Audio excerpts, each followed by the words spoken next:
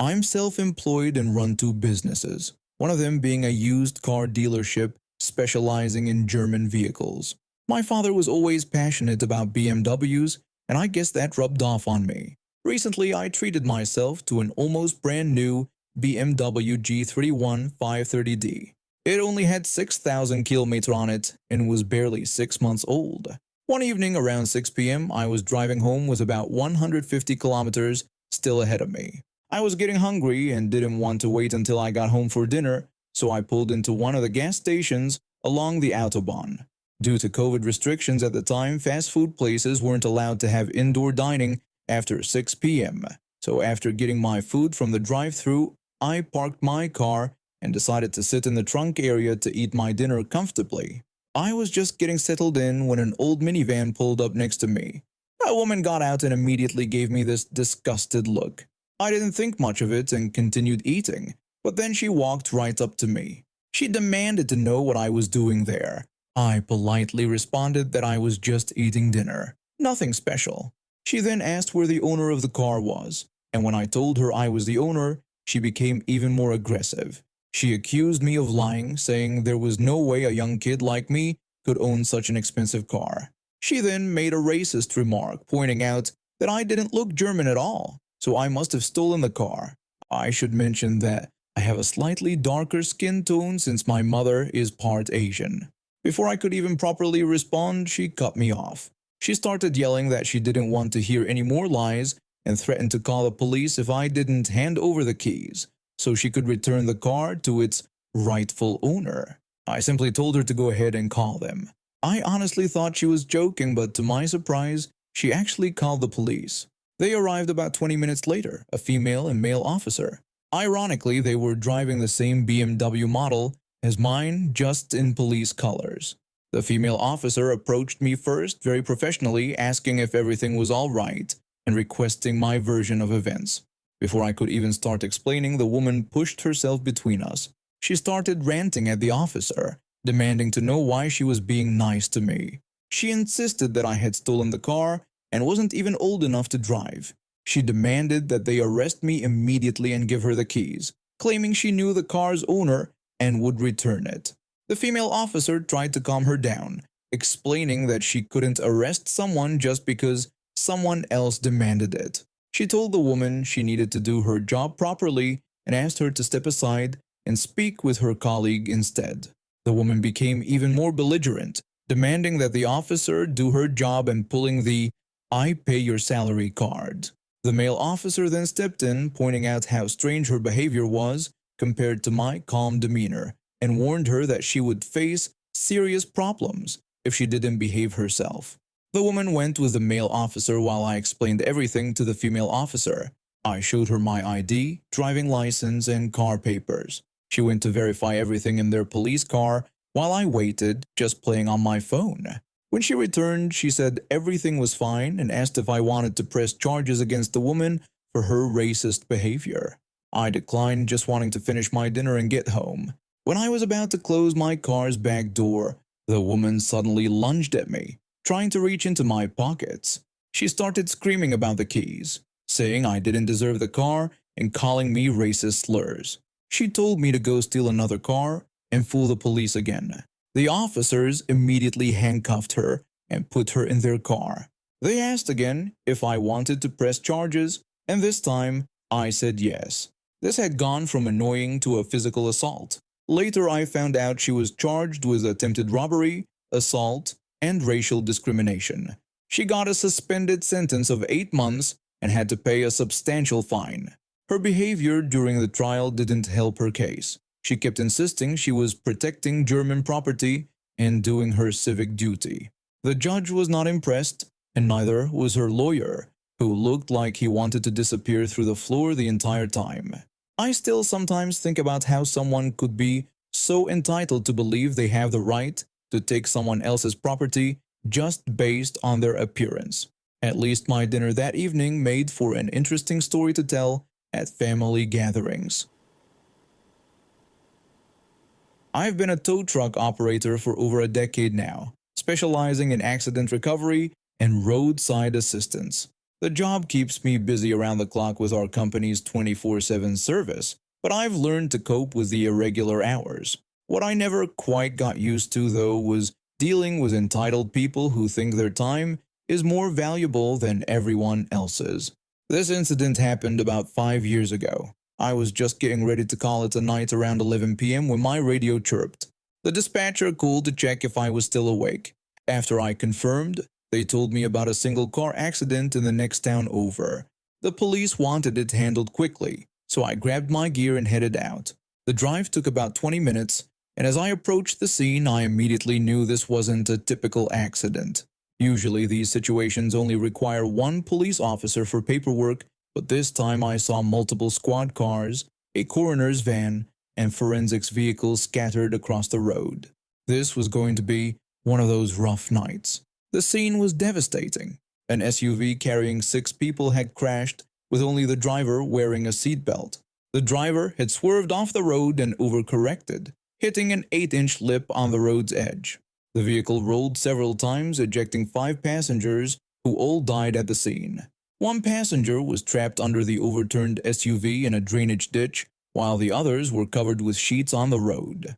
I positioned my Peterbilt rollback truck at a 70-degree angle across the 2-lane road and started working with the forensics team to carefully remove the vehicle while preserving evidence.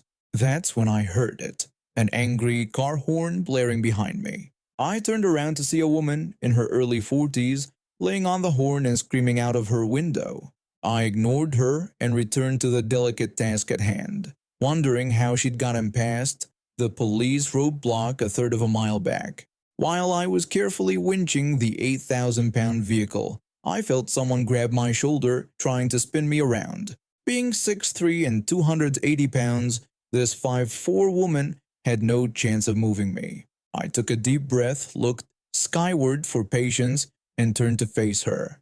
I tried to explain to her that the road was closed due to a fatal accident, but she cut me off mid-sentence. She rudely demanded that I get out of her way, claiming she was late. Growing extremely annoyed, I raised my voice and told her that 5 people had just died here and no one would be driving through for hours. I suggested she turn around and go back through the police roadblock she'd somehow managed to get around.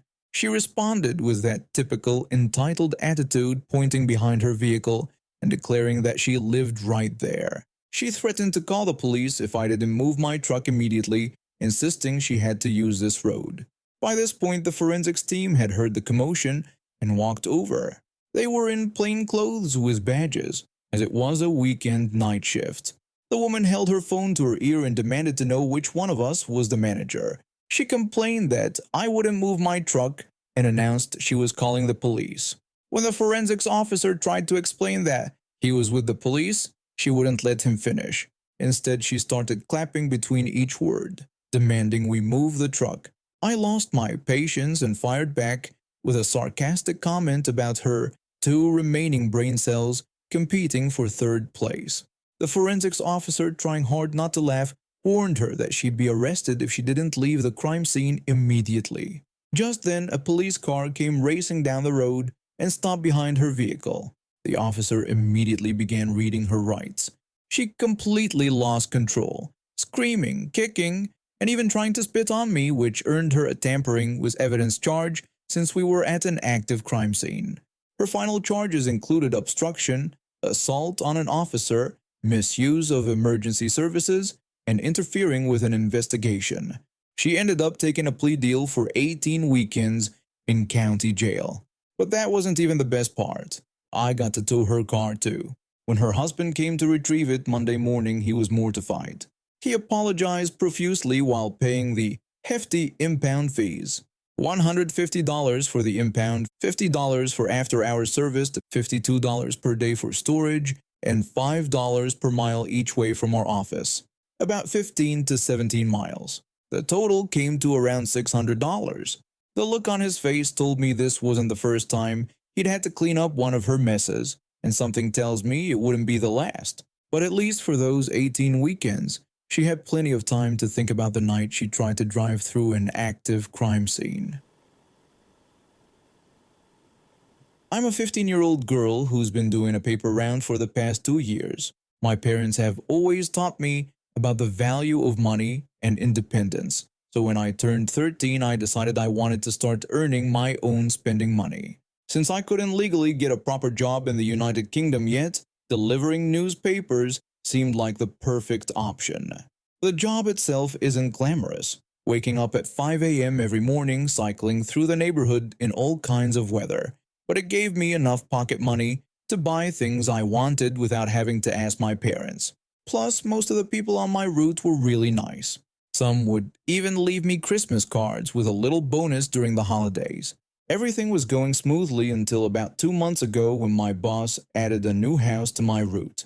It wasn't just any house. It was this massive place, sitting at the very edge of my delivery area, practically in the next neighborhood. The extra distance wouldn't have bothered me that much if the people living there weren't complete nightmares. From day one, they started making my life difficult. First, it was about the magazines that were supposed to come with the newspaper. My boss would sometimes forget to include them, which wasn't my fault. But guess who got yelled at? When this happened, I would politely apologize and promise to check with my boss about the missing magazine. But Karen would just snap back that it was unacceptable and that they were paying for a complete newspaper service. It didn't stop there. They found something new to complain about every single week. Karen would yell at me about not closing their gate properly, claiming it was dangerous. I would apologize and promise to be more careful, but it never seemed to satisfy them. Her husband would shout at me to stay away from their Ring doorbell, complaining that they didn't want me setting it off every morning. I tried explaining that I was just trying to deliver their paper, but they wouldn't listen. The most ridiculous complaint came when I waved back at their young daughter who would sometimes watch me from the window. The mother actually called my boss about it. She accused me of being inappropriate with her daughter and demanded that I stop waving and making gestures. This went on for weeks, and I was getting more frustrated by the day. Then, 5 weeks ago, they filed another complaint about a missing magazine, except this time I had triple-checked that it was included before delivery. That was the last straw. The next morning, at exactly 6 a.m., I stood at their door and knocked, and knocked, and knocked some more. Finally, the wife came to the door, looking like she'd been dragged out of bed, which she had been. She demanded to know what I wanted in an angry tone. I responded with fake cheerfulness, explaining that I was just delivering their magazine and making sure they received it personally this time. I've never seen someone look so angry, yet so powerless. She knew she couldn't complain. Their precious Ring doorbell had recorded the whole interaction, showing me being nothing but professional while personally ensuring their delivery was complete.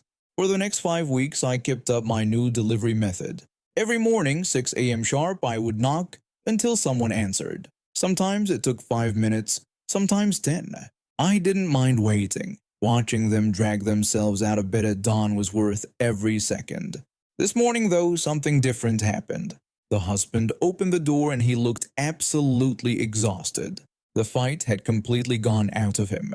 He finally admitted defeat, apologizing for all the complaints and begging me to stop knocking so early and just put the paper through the door like before.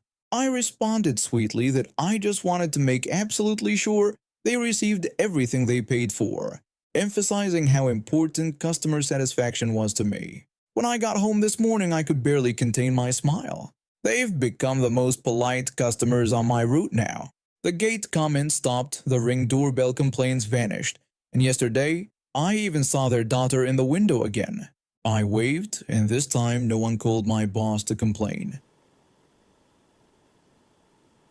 I never expected my life to change so dramatically after my grandmother passed away. We were always close. She practically raised me after my parents died in a car accident when I was 12.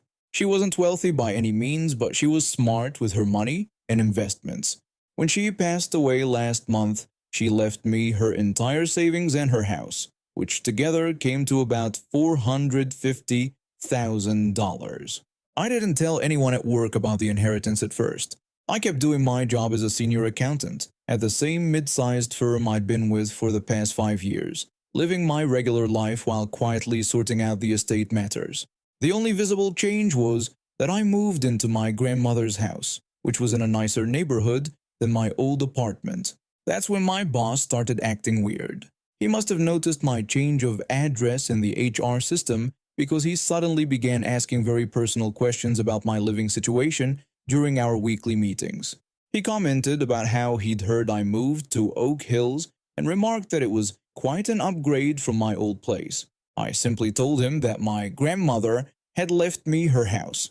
He expressed his condolences and then immediately asked if she had left me anything else. I should have been more guarded, but I didn't see any harm in being honest at the time. I admitted that she had left me her savings too.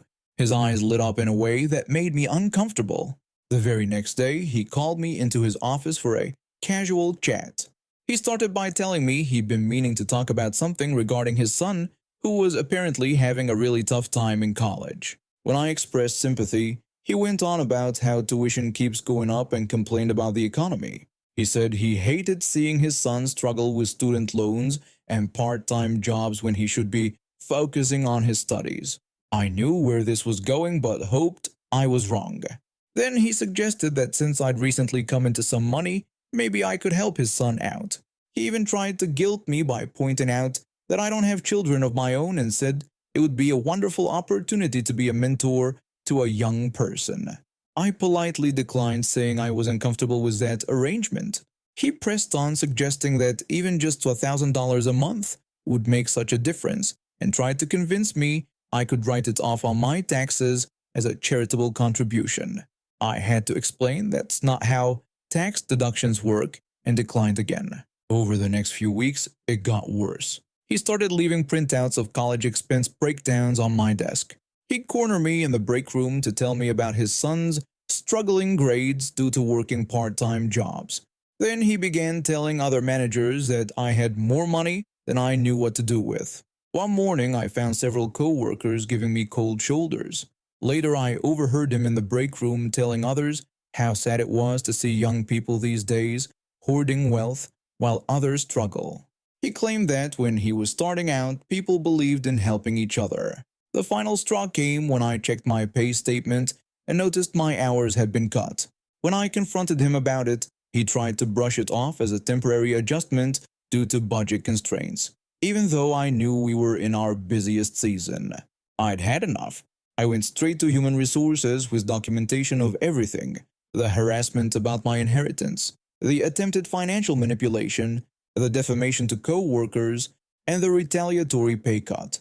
I also included printouts of text messages where he'd asked for specific amounts of money, which proved this wasn't just a misunderstanding. The human resources director was horrified. She immediately escalated it to the company's legal team. Within days, my boss was placed on administrative leave pending investigation. They uncovered that he'd done similar things to other employees in the past, pressuring them for loans or investments in various schemes, but no one had formally complained before. 2 weeks later, he was fired for harassment and creating a hostile work environment. The company gave me back pay for the cut hours and offered to transfer me to our downtown office with a promotion. I took it. His son wasn't even struggling in college. Through the investigation, we learned he had a full academic scholarship and was doing quite well. The boss had been trying to scam me to fund his own gambling debt. I still work for the same company, but now I'm a department head at the downtown office, making 30% more than I did before. Sometimes I drive past my old office building and think about how my boss's entitlement and greed ended up costing him everything. I heard he's working as a junior bookkeeper at a small tax preparation chain now, quite a fall from his former executive position. I kept my grandmother's house, invested most of the money, and set up a small scholarship fund at the local community college. The first recipient was actually one of my former co-worker's kids, the same co-worker my ex-boss had turned against me during his smear campaign.